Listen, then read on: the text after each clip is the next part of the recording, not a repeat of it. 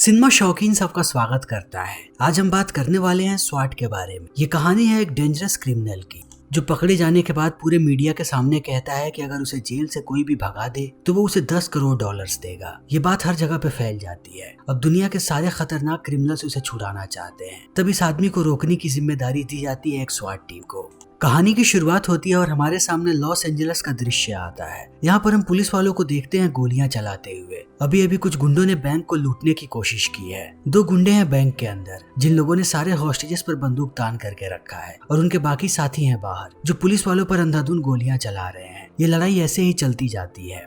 सारे गुंडों ने बॉडी आर्मर पहन करके रखा है लेकिन पुलिस वालों के पास बॉडी आर्मर नहीं है, इसीलिए जब गुंडे उन पर गोलियां चलाते हैं तब ये जल्दी जख्मी हो जाते हैं। पुलिस वालों के सांस में सांस तब आती है जब एक स्वाट की टीम यहाँ पर पहुंच जाती है और हम देखते हैं ऑफिसर जिम और ब्रायन को जो आते हैं नीचे अपने कुछ साथियों के साथ। सबसे पहले ये लोग छत के रास्ते से जाते हैं यहाँ के स्टोर रूम के अंदर और स्टोर रूम से अंदर जाने की तैयारी करने लगते हैं। इनके पास हाईटेक कैमरे हैं जिनकी मदद से ये लोग देख पा रहे हैं कि आखिर गुंडे कहाँ पर हैं और यहाँ से आगे के रास्ते को ये लोग कैसे तय करेंगे। तभी हम स्वाट के कुछ शार्प शूटर्स को देखते हैं जो छत के ऊपर है और उन्हें एक विंटेज पॉइंट नजर भी आ गया है और दूसरी टीम भी बाहर आ जाती है। अब ये सारे लोग सोच रहे हैं कि अंदर कैसे जाएं। इतनी तैयारी देखने के बाद अब गुंडे डर जाते हैं और 2 लोग भागने की कोशिश करते हैं सामने वाली गाड़ी से, लेकिन उन्हें पता नहीं होता कि वो लोग स्नाइपर के निशाने पर थे। जैसे ही वो लोग गाड़ी के अंदर दाखिल होते हैं स्नाइपर उन्हें मार गिराता है। तब अंदर ये बात पता लग जाती है उसके साथियों को। वो लोग समझ जाते हैं कि अब मामला खराब होते जा रहा है, उनकी जान कभी भी जा सकती है। फिर वो कॉल करना शुरू करते हैं और उनकी बात होती है स्वाट के नेगोशिएटर से। ये लोग चाहते हैं कि चाहे कुछ भी हो जाए अंदर जितने भी हॉस्टेजेस हैं उनमें से किसी को भी कुछ भी ना हो। तभी हम ब्रायन और जिम को देखते हैं जिन्हें उनका सीनियर कहता है कि तुम लोग जहाँ पर हो वहीं पर रुके रहो, हम तुम्हें बताएंगे कि तुम्हें आगे क्या करना है। लेकिन अब ब्रायन अपने सीनियर की बात नहीं सुनता। वो तुरंत आ जाता है नीचे। उसे जिम समझाता रहता है लेकिन जब ब्रायन नहीं मानता तब जिम भी आता है उसके पीछे पीछे। नीचे आने के बाद वो देखता है कि एक गुंडे ने पकड़ रखा है यहाँ की एक महिला को। वो बहुत ही ज्यादा गुस्से में है। सीसीटीवी में सारे लोग देख रहे हैं कि वो क्या करने पर तुला हुआ है। जब ब्रायन इस चीज को देखता है तब वो अपना मन बना लेता है कि उसे कैसे भी इस औरत की जान बचानी है वरना अगले कुछ क्षणों में वो मार गिराएगा उस महिला को। फिर वो गोली चलाता है। गोली पहले इस औरत के कंधे पे लगती है और पार होकर के गुंडे को लग जाती है और वहीं पर वो ढेर हो जाता है। तभी जिम मार गिराता है दूसरे रॉबर को।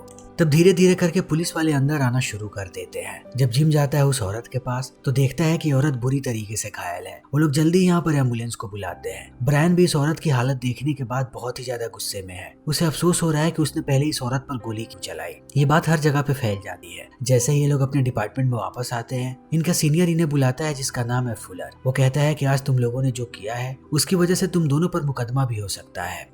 मैं जल्दी ही तुम लोगों का डिमोशन करने वाला हूँ, लेकिन एक आखिरी मिशन है। उससे पहले तुम दोनों काम करोगे केज गार्ड के रूप में। जैसे ही ब्रायन इस बात को सुनता है वो भड़क जाता है और पीटने की कोशिश करता है फुलर, जिससे मामला और भी ज्यादा बिगड़ जाता है। लोग आते हैं और वो ब्रायन को पकड़ के लेकर के जाते हैं बाहर। तब फुलर बात करता है जिम से और कहता है कि अगर मैं चाहूँ तो तुम्हारी नौकरी बचा सकता हूँ। तुम अभी भी स्वाट की टीम में रह सकते हो, लेकिन इसका एक ही रास्ता है, तुम्हें ब्रायन के खिलाफ गवाही देनी पड़ेगी। लेकिन जिम इस बात को नहीं मानता और वो चला जाता है चेंजिंग रूम में ब्रायन के पास। तब ब्रायन बताता है कि मैं इस्तीफा देने वाला हूँ। इन बातों को सुनने के बाद जिम कहता है कि मुझे एक ऑफर मिला है। फुलर ने मुझे कहा कि अगर मैं तुम्हारे खिलाफ गवाही दे दूं तब वो मुझे स्वाट की टीम में रख लेगा। ब्रायन कहता है कि इतनी बेइज्जती होने के बाद भी तुम उसकी बातों को सुन रहे थे, तुम्हें भी इस्तीफा देना पड़ेगा। तब जिम कहता है कि नहीं। ब्रायन कहता है कि इसका मतलब तुम मुझे धोखा देने वाले हो, शायद तुम मेरे खिलाफ गवाही दो। इतना कहने के बाद वो कॉलर पकड़ लेता है जिम का। इन दोनों के बीच लड़ाई होती है। फिर ब्रायन यहाँ से चला जाता है नौकरी छोड़ करके और वक्त ऐसे ही बीतने लगता है। हमारे सामने आता है 6 महीने बाद का दृश्य।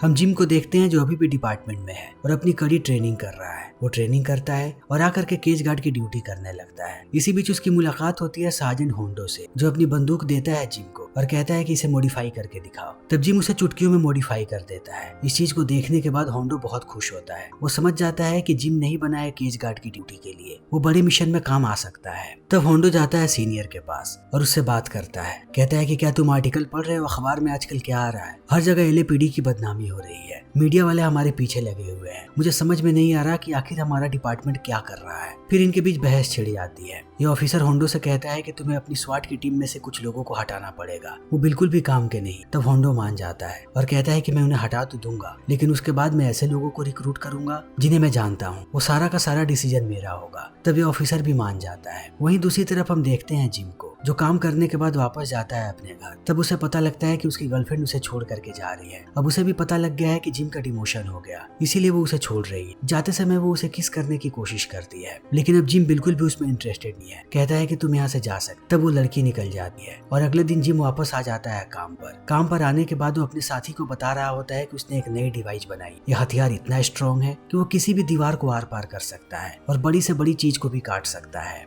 होंडो भी इन बातों को सुन लेता है और आता है जिम के पास, उसकी तारीफ करता है और कहता है कि तुमने जो चीज बनाई है वो वाकई में काबिले तारीफ है। वो दोबारा अपनी बंदूक को भी देखता है। थोड़े समय के बाद ये सारे लोग चले जाते हैं टारगेट प्रैक्टिस में। जब होंडो प्रैक्टिस कर रहा होता है तभी हम एक और ऑफिसर को देखते हैं जिसका नाम है टीजे। टीजे का निशाना बहुत ही अच्छा है, वो सबको पीछे छोड़ देता है, यहाँ तक कि होंडो को भी। होंडो को पीछे छोड़ने के बाद वो उसकी बेइज्जती करता है और कहता है कि यहाँ पर कोई भी नहीं है जो मेरा मुकाबला कर सके। तब होंडो कहता है कि एक आध अगर तुम उसे हरा दो तब मैं तुम्हें $200 दूंगा। टीजे मान जाता है। तब होंडो नाम लेता है जिम का।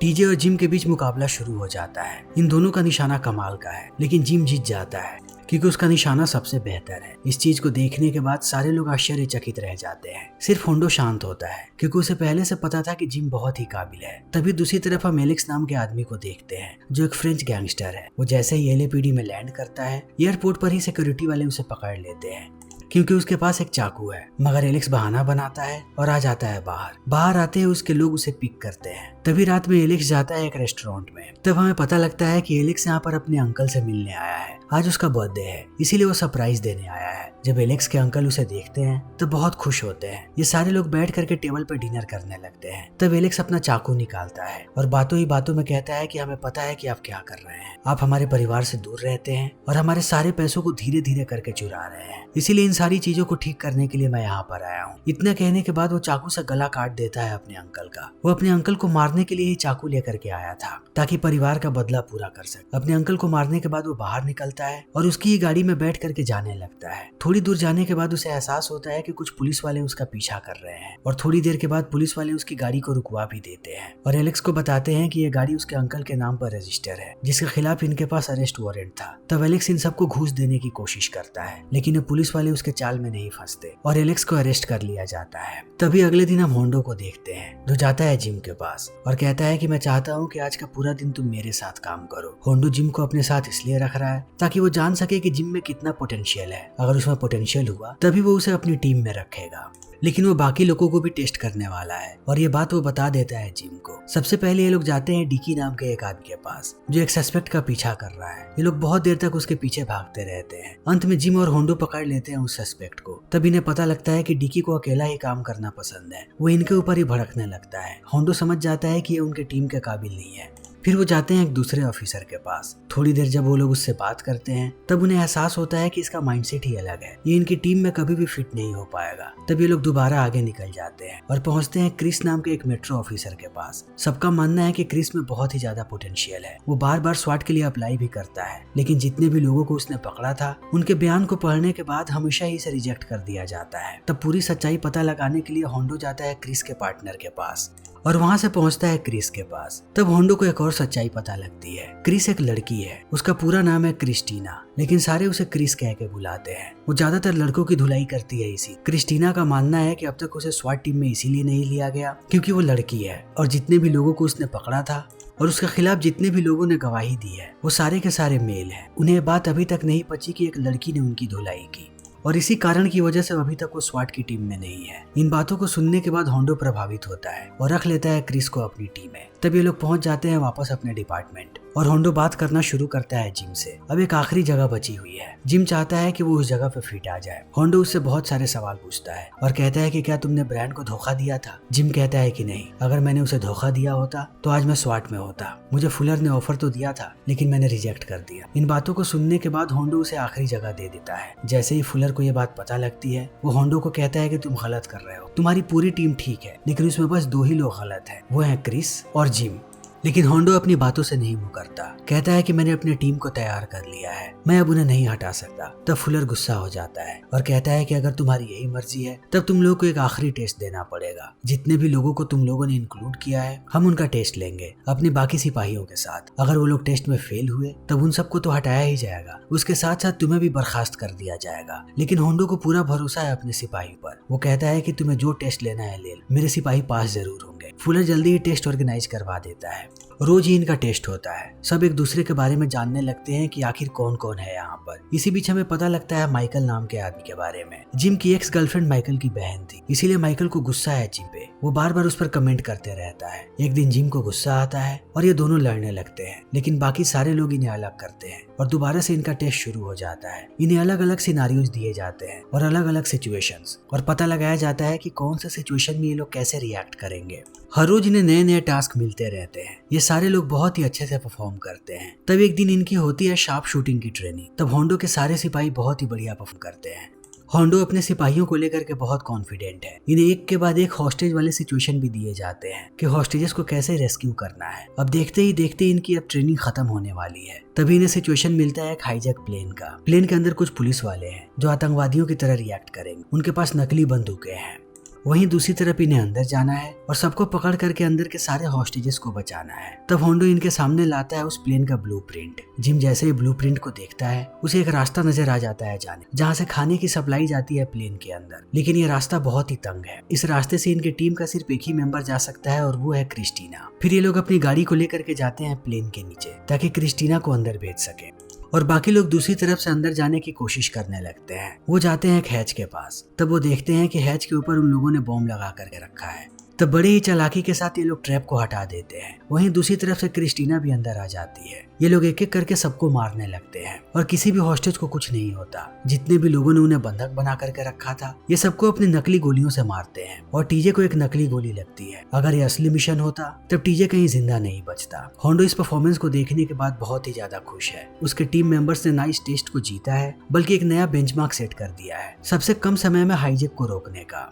इसीलिए अब सारे लोग सेलिब्रेट करना शुरू कर देते हैं। बहुत देर तक ये लोग बैठते हैं एक बार में, लेकिन जैसे ही रात होती है सब अपने अपने घर चले जाते हैं। मगर जिम और क्रिस अभी भी पार्टी करना चाहते हैं। तब वो जाते हैं एक दूसरे बार में। इसी बीच जिम की मुलाकात होती है ब्रायन से। ब्रायन मजाक बनाने लगता है जिम का, लेकिन जिम कुछ भी रेस्पॉन्स नहीं देता। तब ब्रायन यहाँ से निकलता है। जाते समय वो एक फोटो फ्रेम को तोड़ देता है जिसके अंदर जिम और ब्रायन की तस्वीर लगी हुई है। तब ये दोनों भी बाहर आते हैं। बाहर आते समय जिम करीब जाने की कोशिश करता है क्रिस के। तब क्रिस उसे रोक देती है, लेकिन वो बताती है कि कल मेरी बेटी का बर्थडे है, मैं तुम्हें इनवाइट कर रही हूँ, तुम्हें आना है। तब जिम कहता है कि वो जरूर आएगा। अगले दिन सबकी छुट्टी है।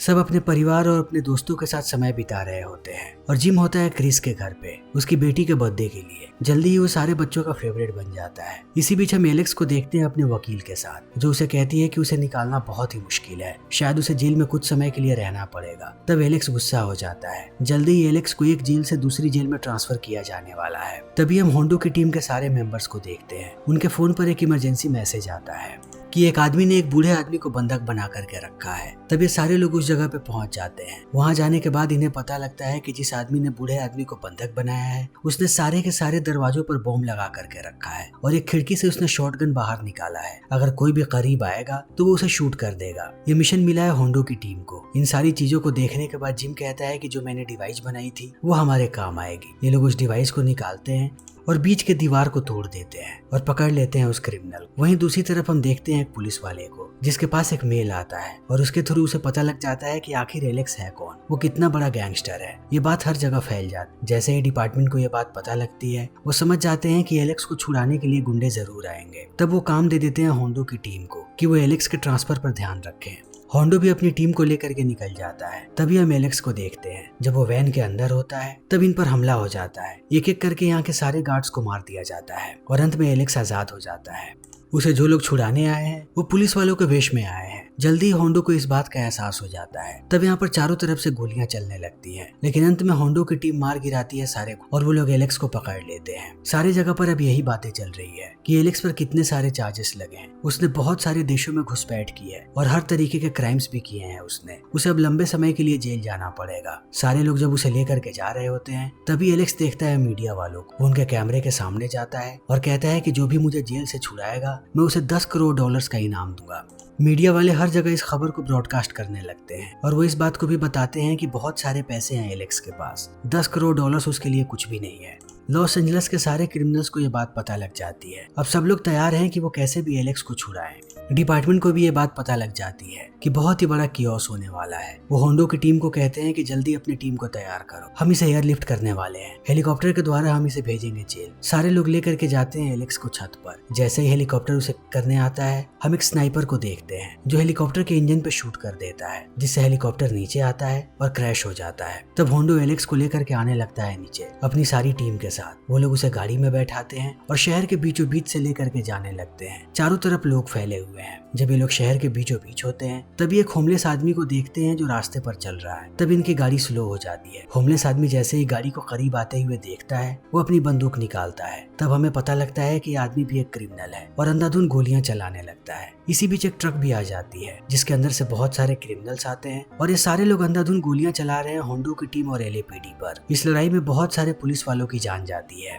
सबको मारने के बाद क्रिमिनल्स जैसे ही कार के पास आते हैं उन्हें पता लगता है कि पुलिस वालों ने इन्हें चकमा दिया है। कार के अंदर एलेक्स नहीं है बल्कि उसका स्टैचू है। इसी बीच हम होंडो को देखते हैं जो एलेक्स को लेकर के किसी और ही रास्ते से जा रहा है। ये लोग जल्दी उसे लेकर के पहुंच जाएंगे जेल के पास। इस रास्ते के बारे में किसी को भनक तक नहीं लगी है, लेकिन एलेक्स बार बार रास्ते में सबको घूस देने की कोशिश करता है कि वो किसी को भी अपने जाल में फंसा ले, लेकिन ये लोग उसकी जाल में नहीं फंसते। लेकिन जैसे ही इनकी गाड़ी रेड लाइट पर रुकती है टीजे इन पर बंदूक तान देता है। तब सबको एहसास होता है कि टीजे ने एलेक्स के ऑफर को मान लिया है, इसीलिए वो उसे भगा देगा। तभी हम देखते हैं कि यहाँ पर ब्रायन भी आ जाता है। ब्रायन और टीजे मिले हुए हैं। ये लोग इन पर बंदूक तानते हैं और इनके एक साथी को मार गिराते हैं। फिर होंडो और जिम को बांधते हैं और एलेक्स को सबवे के रास्ते से लेकर के भागने लगते हैं। तब थोड़ी देर के बाद यहाँ पर दूसरी यूनिट आती है पुलिस वालों की। तब वो लोग होंडो और जिम को आजाद कर देते हैं और ये लोग भागने लगते हैं सबवे के अंदर। होंडो क्रिस और उसके साथ एक और साथी को भेजता है अगले स्टेशन पर कि अगर ब्रायन एलेक्स को लेकर के वहां पर जाए तब ये लोग उसे पकड़ ले। ऐसे ही ये लोग रेलवे ट्रैक पर भागने लगते हैं और दूसरी तरफ क्रिस है अपने साथी के साथ। क्रिस बताती है कि यहाँ पर मेट्रो के आने का टाइम हो गया है, लेकिन अभी तक मेट्रो नहीं आया। जिम समझ जाता है कि उन लोगों ने मेट्रो को रास्ते में ही रोक दिया है।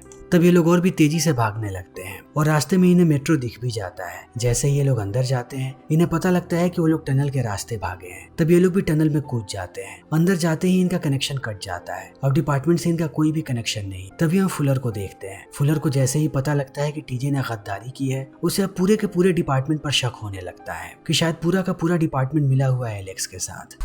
तब वो पूरे लॉ इन्फोर्समेंट को इत्तला कर देता है कि सारे लोग उसी डायरेक्शन में जाएं। इसी बीच हम एलेक्स और ब्रायन को देखते हैं। एलेक्स रास्ते में जाल बिछा रहा है ताकि उनके पीछे अगर कोई भी आए तब उनकी मौत हो जाए। टीजे को शुरू में ये प्लान पसंद नहीं आता, लेकिन फिर भी ये लोग जाल बिछा देते हैं। तभी हम होंडो की टीम को देखते हैं। सारे लोग एक साथ आ चुके हैं, क्रिस और डेकी भी। जब ये लोग आगे बढ़ रहे होते हैं तब डेकी उनके जाल में फंसने ही वाला होता है। तभी उसे जिम रोक देता है और उठा लेता है उस बॉम्ब। तभी हम ब्रायन को देखते हैं। जब वो लोग बाहर निकल रहे होते हैं तब वो टनल का दरवाजा बंद कर देते हैं ताकि कोई भी यहाँ से बाहर ना आ सके। लेकिन जिम जैसे ही इस दरवाजे के पास आता है वो उनके ही बॉम्ब से दरवाजे को उड़ा देता है। तब सारे लोग बाहर आ जाते हैं। बाहर आते ही इनका नेटवर्क भी आ जाता है। तब होंडो कांटेक्ट करता है फुलर से। अब फुलर को भरोसा हो चुका है होंडो पर। वो होंडो को कहता है कि तुम लोग आ जाओ, मैं बाकी टीम को वहां पर भेज रहा हूँ।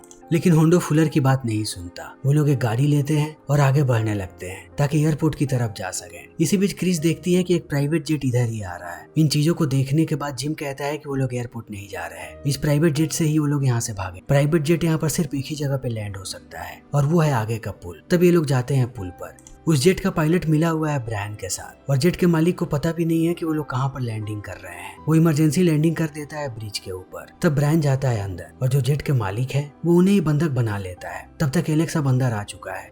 ये लोग टेक ऑफ की तैयारी कर रहे हैं, लेकिन सामने ही हम देखते हैं होंडो की टीम। ये सारे लोग अंधाधुंध गोलियां चला रहे हैं अब जेट पर। ये गोलीबारी बहुत देर तक होती है। अंत में होंडो जेट के इंजन पर वार करता है जिससे प्लेन टेक ऑफ नहीं हो पाता। इस चीज को देखने के बाद अब ब्रायन बहुत ही ज्यादा गुस्से में है। वो बाहर आता है और सब पर गोलियां चलाता है। ये लोग भी उन पर गोलियां चला रहे हैं। इसी बीच एक गोली आकर के लग जाती है क्रिस के कंधे में। तब एलेक्स इस चीज का फायदा उठाता है और भागने लगता है, लेकिन डेकी उसके पीछे है। थोड़ी देर के बाद वो उसे पकड़ लेता है। तभी हम ब्रायन को देखते हैं जिसने एक औरत को बंधक बना करके रखा है और उसकी आड़ में वो नीचे कूद करके भाग जाता है पुल से। तब वहाँ पर जाता है जिम, वो भी जाने लगता है नीचे की तरफ। तभी हम होंडो को देखते हैं जो जाता है जेट के अंदर, जहाँ पर उसे टीजे मिलता है जो घायल है। तब होंडो उसे कहता है कि तुम्हें पता है तुम्हारे साथ क्या होने वाला है, तुमने अपने पूरे डिपार्टमेंट को धोखा दिया है और तुम्हारी वजह से तुम्हारा साथी मारा गया।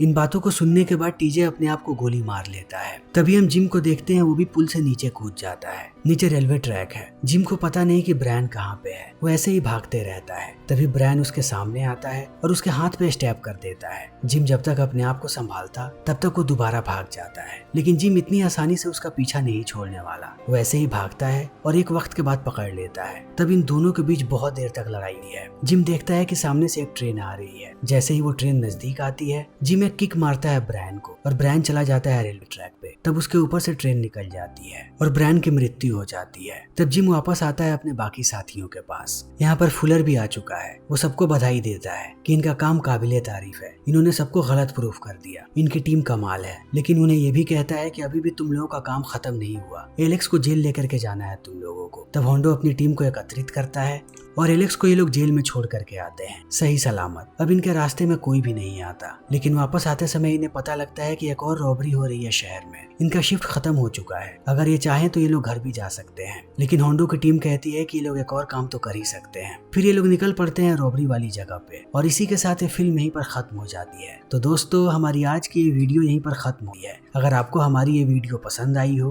तो इसे लाइक करें, शेयर करें और चैनल को सब्सक्राइब करें। Thank you.